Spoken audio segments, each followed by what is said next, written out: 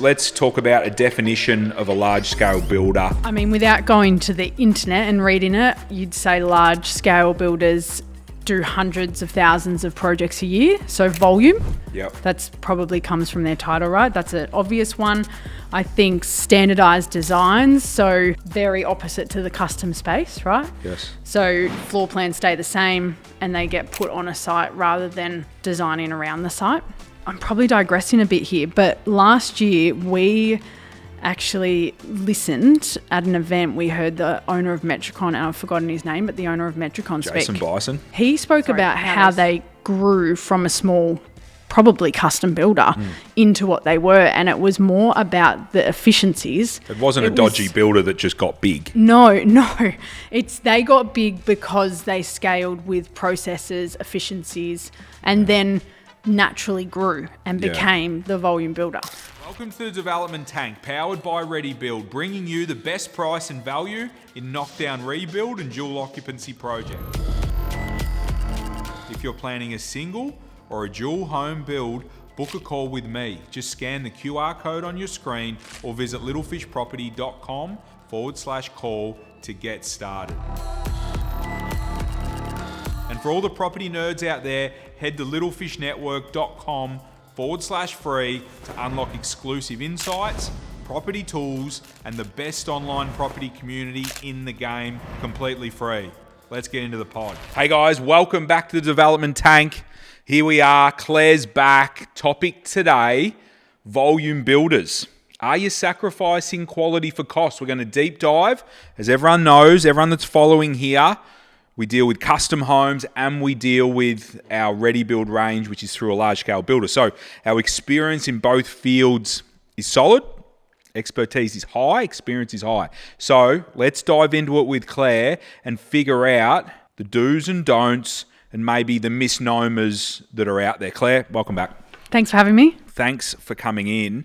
Excited about this one today because it is sort of close to what we're doing, but I think it affects a large portion of the market. The majority of Australia would build through large-scale builders. Definitely. You know, and I don't know the stats, so don't quote me, but the majority do build through the volume builders, hence the volume. So it's good to sit here and unpack some of the, like I said, the misnomers, what people need to look out for, the mindset they need to get in when they are going into these type of contracts and deals, because you need to be vigilant. When we were talking about this topic and this episode, I was really quite excited, but it's just a big topic to unpack because large scale builders, they obviously have a place, depending who you are and where you're building. I think they have a lot of maybe negative talk back around them and a lot of preconceptions that maybe, I guess, they have a large community, so there's a lot of noise around them, which doesn't necessarily happen with your custom. So I think it's an interesting topic, but one that's really important if you're going to dive into that space. Yeah, I agree. I think obviously the knowledge that we have and the experience that we have inside this building, and that's what we bring to you guys at home, is bringing the truths for what we're seeing, because there's no doubt everyone has their place or they wouldn't be here. You know, people that don't have their place quickly get filtered out of their industry throughout time. But to just to make sure that people understand that when you're working with data sets and there's a hell of a lot of volume builds that get built every week, every month, every year, that there's a percentage of those where clients may not be happy. So let's say that circa 10%, 5% of people's clients aren't happy. The 5% of thousands and thousands and thousands of builds from these volume builders are going to be a lot noisier and a lot more up in arms, and they're going to get a lot more momentum than your builder that does 10 builds a year and he's got maybe one unhappy client. That really doesn't see the light of day. But Claire, what would you say? Let's talk about a definition of a large scale builder, just to get everyone flying straight at home. I mean, without going to the internet and reading it, you'd say large scale builders do hundreds of thousands of projects a year. So volume. Yep. That's probably comes from their title, right? That's an obvious one. I think standardized designs. So for lack of a better word, rinse and repeat sort of designs. Yep. Very opposite to the custom space, right? Yes. So floor plans stay the same and they get put on a site rather than designing around the site. Mass production and efficiencies through buying. as well as efficiencies through timeline. And I guess those processes that are created to do that scale, I suppose. That's sort of the thing, isn't it? Like it's well and good to sit here and say, oh, they're a bit inflexible and you need to do this and you need to do that, but that's the only reason that they are getting their price down to a price point that is maybe attractive to somebody. Overall, when I think of large scale builders, I think volume in terms of what they do as a company, so how many houses they turn over, but then also very standardized designs. Yeah, sort of what sticks out. For sure. And I think, and that's the thing, that's, people can sort of say, oh, that's why I don't like them. Yeah. That's why they've got, but I think it's good to understand that these, it's a very competitive space here and a very competitive landscape across these volume builders. It's a race on price, and price is so competitive in an arena, and never been more competitive than at the moment, with things a little bit tight and that sort of thing. But it's very much a price point war and competition, because to a degree they're selling the same thing. So it's all right, how can I get my price down as far as possible? And these are all the things that they need to do to be able to deliver us Australians a sort of a cost-effective product that people can afford. Well, those two main, I guess, items that I think of, I said the sheer volume they produce and the standardized. I guess the first item is a key driver in buying power, given the fact you're the biggest fish in the ocean, right? Everyone wants a bit of that. And then the other one, being the standardized design, is fast timeline through efficiencies, build efficiencies. Yeah. Which, again, all comes back to your cost. Yeah, 100%. And I think you mentioned earlier that and then obviously our experience, which we'll unpack in a little bit, through our ReadyBuild range, but their discipline to stay efficient is something to behold, really. Like us having lived and breathed and done the custom space, to get the knockbacks or get the price increases when we want to make changes very quickly. Do you realise that hey, when you step outside the box or you step into another lane, it's gonna cost you. And they do this for the simple reason that they need to keep the efficiencies right and the processes right. Otherwise, they're going to lose scale and they're going to lose their market edge on price. Yeah, and that's exactly, you've said what I was going to say, but the processes, as soon as you start to, I guess processes is what keeps them moving and keeps that cost down.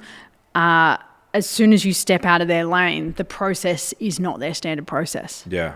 And then efficiencies are gone. The model starts to break down. Model starts to break down. And I think I'm probably digressing a bit here, but last year we actually listened at an event. We heard the owner of Metricon, and I've forgotten his name, but the owner of Metricon speak. Jason Bison. And I think what was really interesting, because like I said, everyone's got preconceptions of these larger builders and the quality's poor and they cut corners. But he spoke about how they started how they grew from a small, probably custom builder into what they were. And it was more about the efficiencies, getting great buying power and creating a product that Australians could afford. So it was never about growing to a place where they could cut corners and build cheap and poorly. It wasn't a dodgy builder that just got big. No. They got big because they scaled with processes, efficiencies, like set designs and internal systems almost, and then naturally grew and became the volume builder. Yeah, for sure. It's I like to roll out the old McDonald's. I was waiting for it. The old McDonald's. And you know what? You go through drive-through and sometimes you get a dodgy cheeseburger. Yeah. That's what happens. But if you go to your local Tony's Burgers, who was one of one, and he sits there and makes it, and it's a work of art every time you bloody buy it, it's 4 times the price. That's a bit of an analogy that if you get to these sizes and this scale, sometimes things need to be worked on and aren't always as dialed in as possible because of the sheer size and the amount of people that are mixed in through the process. Yeah, exactly. Okay, Claire, so let's talk sort of pros and cons. I'd like to talk about sort of large-scale builders and talk about difference in price, difference in product. Like we said, the title of this thing, are we sacrificing quality for cost? And can we sort of break that down into a sense that we can get, I guess, an understanding and appreciation why the cost is the cost. And I think it is an important thing to break down, I think, quality of tradesmen and workmanship versus quality of specification. The product and itself. Itself, correct. Because they're totally two different things.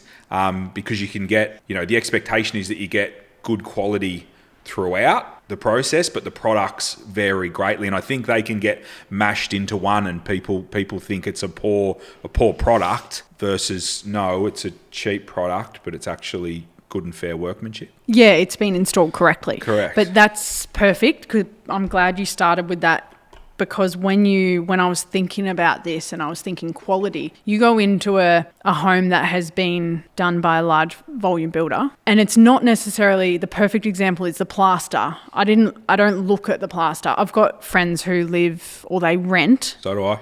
Yep. In a new estate, so it's been a volume build, and I wouldn't walk in there and straight away see plaster defects versus plaster in our Fairfield Gillies site, right? Yeah. I guess that is a prime example of quality. When you think you're getting, I guess, naturally think you're getting bad quality, that's what your head goes to. You go, I'm going to have scratches, or I'm going to have wavy plaster. Yeah.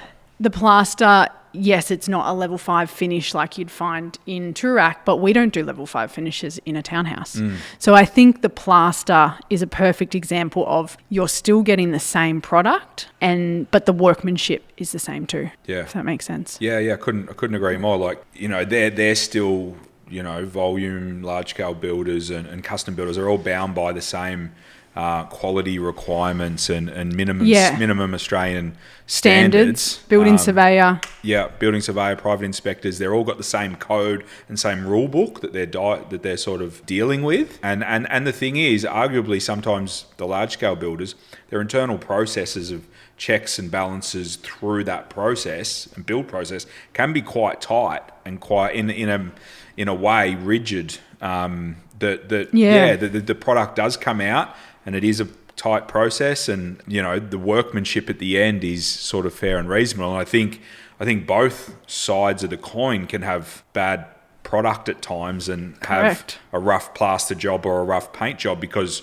we see that we manage that, and that's sort of getting to that end piece and going, well, this isn't up to scratch, this needs to be tidied up. That can happen on some of your best custom jobs. It can happen. Well, and think about it, I guess a larger builder has a lot more pull on their plasterer than a custom builder who's doing 10 a year. Yeah. And may have 3 plasterers. So I think, sorry to cut you off, but going back to where you said they've got very strict processes, it costs a big volume builder a lot to do defects after defect after defect. Yeah. They're not about that. And that site supervisor to go and check that the plastering is done when it is done.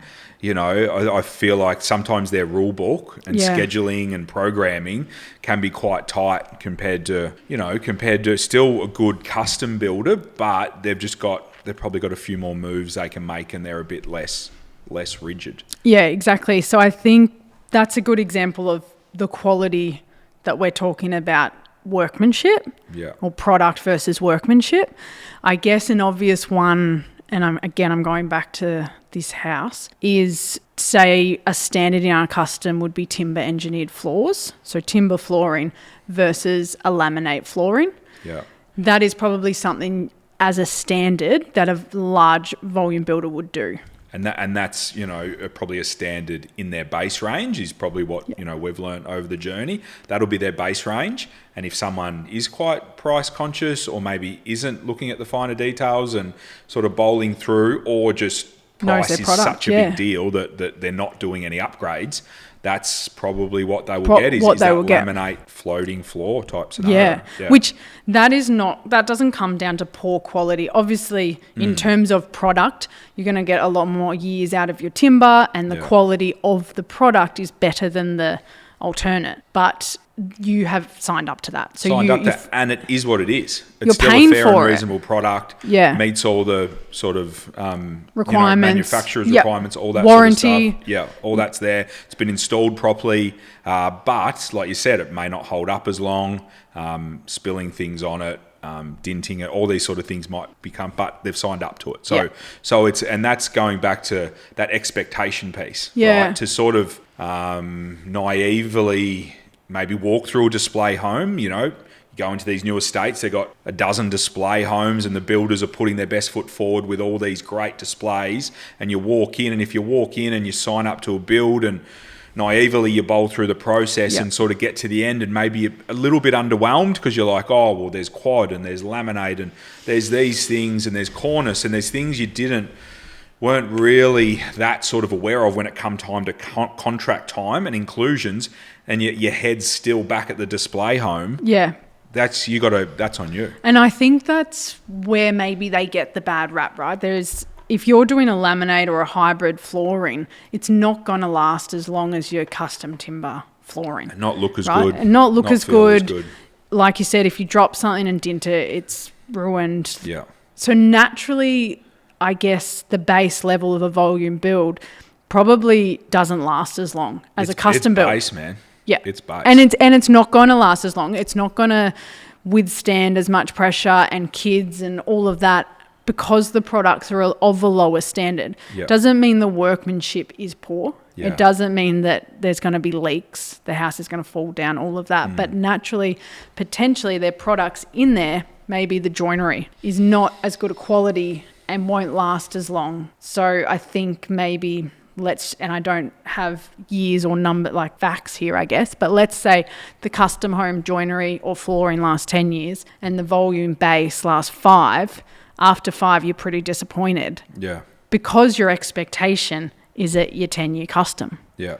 Yeah. So I 100%. think it's like you said, it's dropping that expectation a bit, or not even the expectation, understanding what you're buying. Yeah. Yeah, and going to the lengths, and this is what we do in here for clients and for our investors, and it's going deep and understanding exactly what you're getting. Yeah. And if there's something in there that you're not happy with, it might be a certain way you live or a certain, you know, aesthetically you want something to look a certain way, you got to dive in and do the work and get in the weeds and figure out what exactly you're going to get, talk to them about upgrades and variations and things like that. There's no doubt, like you said earlier, stepping out of the lane and stepping out of the box and making changes can be a bit bitey on the price. You know, it can come and get you, but you got to understand where you are and understand the beast that you're dealing with. Yeah. And they like to stay on the tracks. You know, they're probably more like a train. Yeah. And the custom's more like a car. Yeah. Where you can go in and out of lanes, move around. Yeah. But you go off the tracks as a train. Yeah. It's not good, is it? Costs a lot. Train's going to battle off the tracks.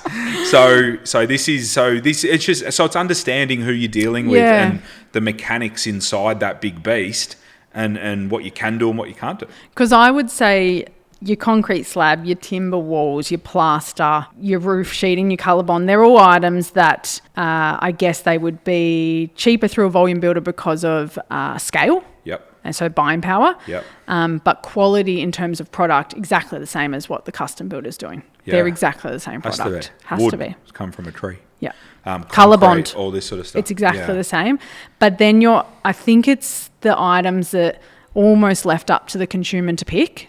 Those items, no doubt, if you're dealing with the base, they are a different level to naturally what a custom builder is going to start. They don't have a base that low. Yeah, and because, as you say that, the reason why the spec is so low is because what's up in lights when a builder's trying to sell their product? It's the price. Yep. And that's the thing that everyone sees first. That's the thing that gets people across a line. That's the thing they market. So let's get that low. The spec will live over here in these documents. That'll be quite low. But you think of maybe a custom builder and they market themselves, Instagram, on Google, however they market themselves, website. What does a custom builder lead with? They don't lead with price. They're not trying to be the cheapest. That's right. They lead with their product and high-end stuff and what you can expect from them. Yeah. So anyway, obviously different marketing strategies and different markets. Different products. And but they have like you said before, they have a place. Not everyone can afford a $1.7 million build. Yeah. I certainly can't. Yeah. Right. Yeah. So, and also where people are living don't warrant that. Even if they could afford it, it would be a huge overcapitalization, right? 100%. So I think they have their place. It's just about understanding what you're paying for. what you're paying for. That's Yeah. right. And if you can do that from the start and make changes, don't make changes, whatever it looks like, at least you're going to have a good experience when you get to the end, because it's going to be like, I read that we're going to have quad. I Yeah. knew we were going to have laminate. I knew it was a category 1 carpet. We knew all this, but this is what we could afford, and then you're content rather than getting to the end and sort of, still being in that display and sort of going, wow, because the displays, they're spending hundreds and hundreds of thousands of dollars more on the display to get you rolling. So that's probably something that you do need to do the research and figure out, because they do market pretty hard, and the display homes you walk through are not what you're going to sign up to, unless maybe it's not going to where you're going to start, right? It's definitely not where you're going to start. It's not the price you've been advertised. And the likelihood that you are with a volume builder, to replace that display, it's going to be bucks. And if you've got in on that base price, to have that headroom would be unlikely, I'd suspect. Yeah, for sure. Okay, Claire, great. So wrapping up, pros and cons. I think your pro is, the obvious one is cost, right? That's got to be the biggest pro. No doubt time would be a big one. Yeah. Because efficient. They definitely are quick. And we've learnt that just in the scheme of programming. It's no doubt. So I think cost and time, that's got to be the pro. The con is, and this is probably dependent on who you are, but it's... they're not secretive. It's not about being secretive. There's just, you need to understand what you're getting. You need to be able to read what you're signing up to. So I think, I guess the con is starting at the base. Yeah. So you go through your display and it's not actually what you're getting for $500,000. There's a lot of work to do if you're expecting more than the base. Yeah, for sure. Yeah. It's going deep, isn't it? Yeah. Being tuned in, dialed in, spending the time to get yourself up to speed. And like I said, that's essentially what we do for clients. Whether it's custom, whether it's in our ReadyBuild range, it's demystifying the whole thing, protecting everyone, protecting the end product, and all that sort of thing. And the other con is probably that you're a number in their system.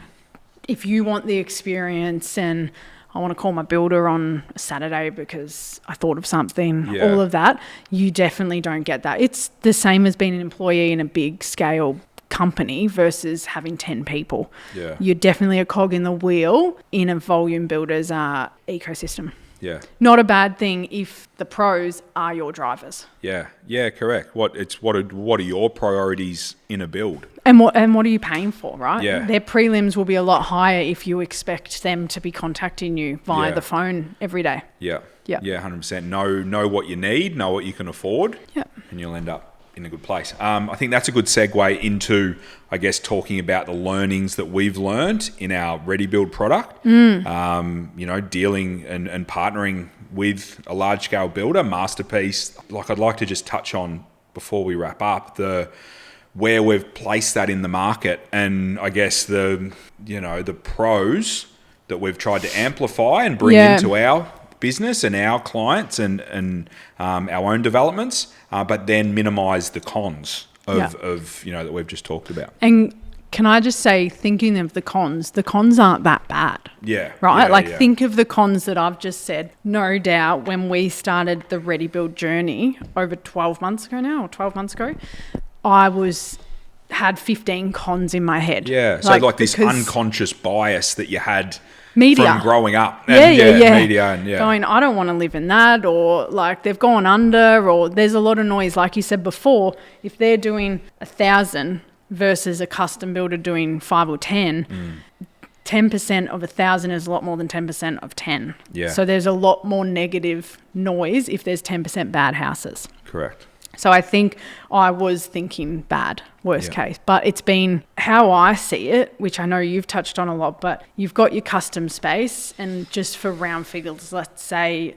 custom $2 million side-by-side. You go direct to a volume builder and you start at the base for a side-by-side, and we say 1 million. And I'm just talking round figures, not every custom's 2 million. Etc. But let's say 1 million versus 2 million. I think what ReadyBuild, or how I see ReadyBuild, is that we have found like a sweet spot at 1.3. So again, maybe I'm using the wrong example for our custom home for the 2 million. Maybe we work on 1.8. But that gap, it sits above the standard base because they're the suburbs we play in and that makes the most sense.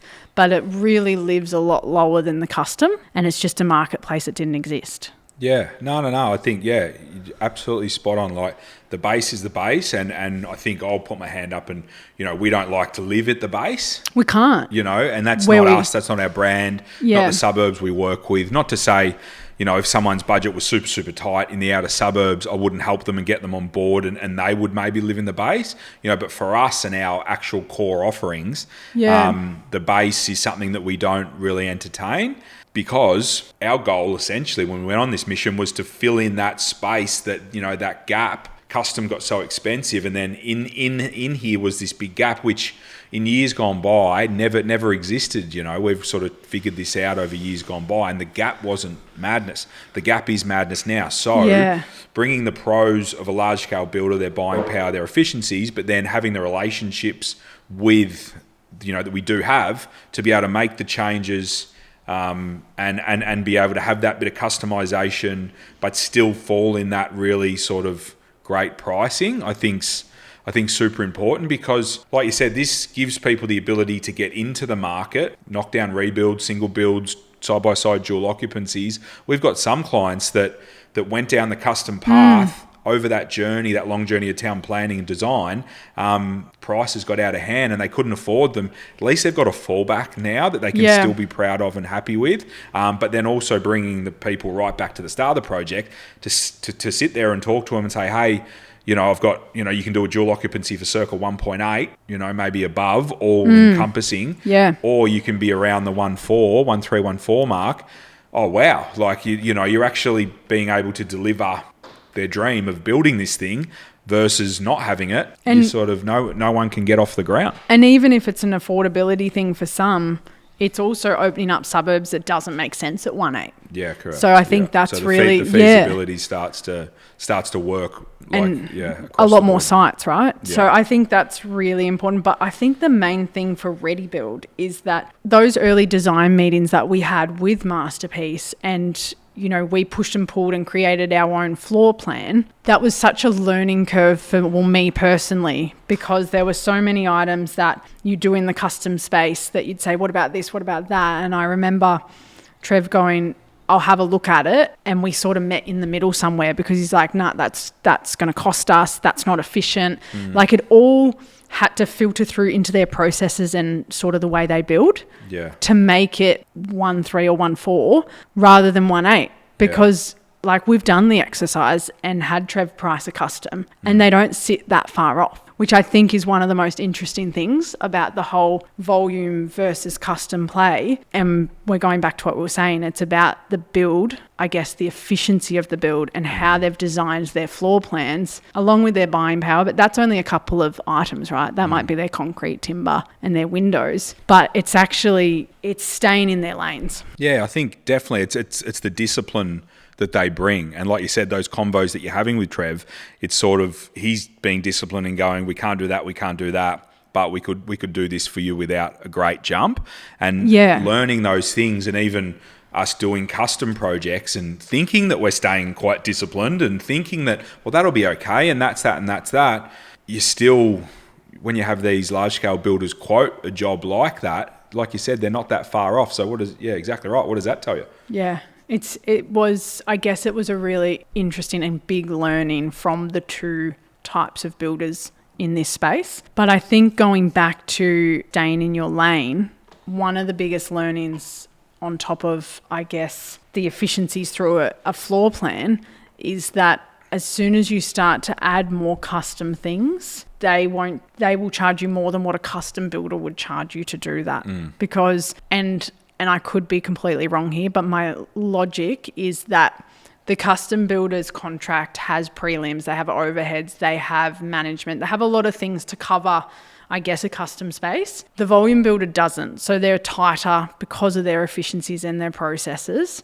So ultimately, and I'm thinking as a trade, a joiner prices it really sharp and they know that they've got 100 projects with a volume builder. And the same 100 projects. The same 100 projects. It's easy. That's why the price is sharp. To add, I guess, custom things to that space, they're going to charge double because it's like that's an outlier.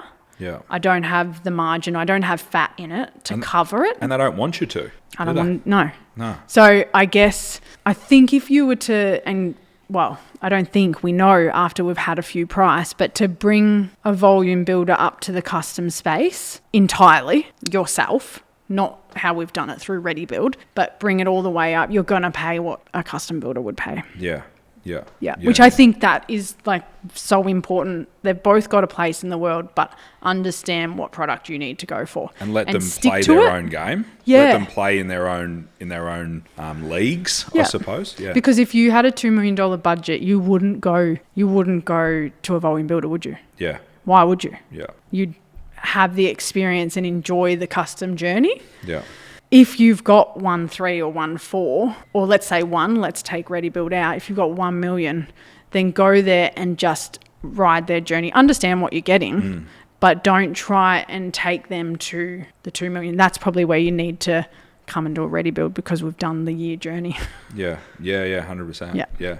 No, I like it, Claire. We'll wrap it up, but quickly before we wrap it up, shout out to anyone who's looking to go through this process, currently just here in Victoria, but looking to go through this process. And if any of that sort of like blows your mind a bit and it's all a bit full on and appreciate that there is a fair bit to this and making sure you get what you want, drop a consultation, jump in, book a time and we can have a chat. And we can have a chat about how we can bring your project to life, but keeping you safe, risk-free, keeping people honest and bringing you the little fish experience, because I think people can tackle it themselves for sure, but if you're somebody that's knows what they want, knows they might not have the time or the expertise to actually do the job that we're going to do, talk to us and we'll keep you safe. We'll get you through your project. Love it. Now, Claire, so talk to me about where everyone fits and why everyone fits. I guess starting with volume builders, I would say it either comes down to your location and suburb if you're an investor. Yes. Right? Like not overcapitalizing, or purely it's budget driven. And that's what you can afford. You might be your first home, you might be just getting into the market, you might want a family home and up like increasing your size, but you can't afford the custom space, especially since COVID. Yes. So I think I would say, again, probably because they've got the name Volume Builder and they are doing the volume, like we said, we're making assumptions, Bonnie will find out, but they do majority of Australian homes, right? Yeah. So I would say they have a place probably for majority of Australians. Yes, yeah. And then the custom, again, it goes down to feasibility, location. If it is investment, if it's purely investment, putting a ReadyBuild in a suburb that you're chasing $3 million for a townhouse, it just doesn't make sense. I think you've said it before. I think you said it the other day, but the resales on our ReadyBuild certainly aren't going to break records necessarily, but they'll stack up in certain suburbs, and for people who have a budget, it'll make sense. 100%. But your custom has, and we always say this, you have less of a ceiling with a custom design and a custom build. Yeah. So they're in suburbs that make sense, and in a good market, the sky's the limit with that. So I guess it just depends. Ultimately, it's either budget or feasibility, and you've got to ask yourself, what budget do I have? Feasibility, what should I be doing? Yeah, 100%. That's all. When talking to different people, exactly what you said, boiling it down to, are we playing feasibility or are we playing the budget game? Because two totally different games. Obviously, best outcome is always wanting to be achieved from a feasibility and profit margin and return on investment. It's always the goal. But have we got budget to play with, or are we simply just driven by feasibility, and the budget's pretty flexible? So, well, I'm digressing and I know we're wrapping up, but finish with Geelong, which I know you love. We talk about Geelong now being an opportunity with a ReadyBuild, right? Because it's obviously barrier to entry is less, but then the resales are a lot less. So I think that's the perfect example of, it might be your first time, but budget, but then also feasibility making sense. Yeah, correct. And I think that's definitely, say, the ring where property development worked, 6 years ago was sort of a lot wider than it is now. And then it shrunk during COVID. Build prices got expensive, so we had to develop in certain suburbs. Now with the ReadyBuild product, those suburbs have widened out again and sort of opened the door for opportunities in a lot more suburbs. So if you're out in those suburbs and you don't think it stacks up, it might. Drop in the comments, get in the network, get a consult happening, and we can figure out how it does work and bring that dream to a reality. It's exciting. I think we've brought our values into it, which has leveled up the product. It's a good product and it makes a lot of sense. Gets people in. I was going to say, if it can get more people in, that's the game. 100%. And the side-by-side, the townhouses, which we've spoken about in other episodes, but making the asset flexible rather than having one title. You got two titles, rent one, live in one, sell the other, sell both, rent both, whatever it is, to have an asset that is flexible rather than if something happens, you've got to sell the whole thing.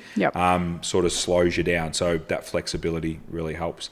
Claire, thanks for joining me. Always a pleasure. Some great insights there for anyone that's umming and ahhing about the volume players, the large scale players, into the custom. So lots of gold in there for people that aren't sure. Tricky topic, but thanks for having me. Awesome. We'll see you in a couple of weeks. Anyone that's going to get value, please share that with them. Anyone that's about to embark on a build or a project, flick it over to them. Please jump in the Little Fish Network. Heaps of conversations going on in there. Heaps of resources that are coming in there sort of monthly. So we work pretty hard to get the content happening, get the resources in there to keep upskilling you guys and bringing value to you guys and our community all the time. Little Fish Network in the comments below. Happy developing.